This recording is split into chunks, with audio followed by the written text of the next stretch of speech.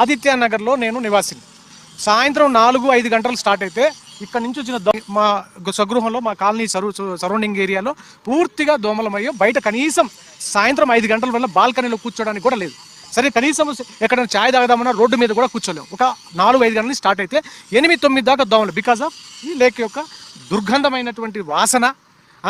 మీకు ప్రగతి నగర్ నుంచి ఆ డ్రైనేజీని క్లోజ్ చేయకుండా ప్రగతి నగర్ నుంచి డ్రైనేజ్ వాటర్ని చెరువులో కలుపుతున్నారు. దీనికి ముందు సొల్యూషన్ తీసుకురావాలి. ప్రగతి నగర్ నుంచి వచ్చే కాలనీ మొత్తం డ్రైనేజ్ అంతా వచ్చి ఈ అంబీర్ చెరువులో ఉంటుంది. సో ఇవన్నీ కూడా 1 by 1 సార్ట్ అవుట్ చేయాలి. నిన్న మొన్న హైడ్రా విజిట్ జరిగిందని చెప్తున్నారు. హైదరాబాద్ మొత్తం అన్ని లేక్ల మీద పూర్తిగా కాన్సన్ట్రేషన్ చేసి ఏదో చేస్తుంది అని, కానీ ఈ ప్రగతి నగర్ అంబీర్ చెరువుని ఎందుకు పట్టించుకోవట్లేదు అనేటువంటిది ఆలోచన మేము కూడా పలుమార్లు కూడా ఫిర్యాదు చేయడం జరిగింది. ఒకసారి ఈ మట్టి చూపించండి. ట్రాక్ చుట్టుపక్కల మట్టి పోసారు. ఈ మట్టి పోసి 30 కోట్లు దండుకున్నారు బీఆర్ఎస్ ప్రభుత్వంలో. కనీసం ఇప్పుడు కాంగ్రెస్ ప్రభుత్వంలో అయినా సరే హైడ్రా తీసుకొచ్చారు. ఆ హైడ్రాతో మా ప్రగతి నగర్ చెరువుని సుందరీకరణ చేస్తారా? జిహెచ్ఎంసీకి